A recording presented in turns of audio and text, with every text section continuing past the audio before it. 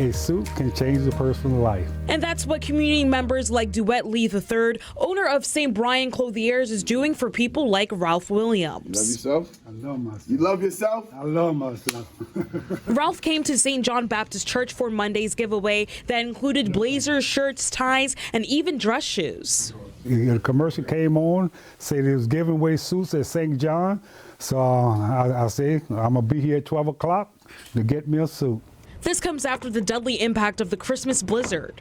When the blizzard hit, we knew that there was going to be casualties. We knew that there was going to be, a lot of grief. And now we're finding out that it's not just through the blizzard, but there's through fires. People are losing their belongings. And so, we want to be that source. Others say this opportunity means so much to them since they can't afford to buy a suit. Well, me being myself, I'm from Lockport, and there's nowhere in Lockport where you can go buy a suit. So when I seen they're giving away suits, I would say I'm coming to get me a suit then, And when I got a suit, then I can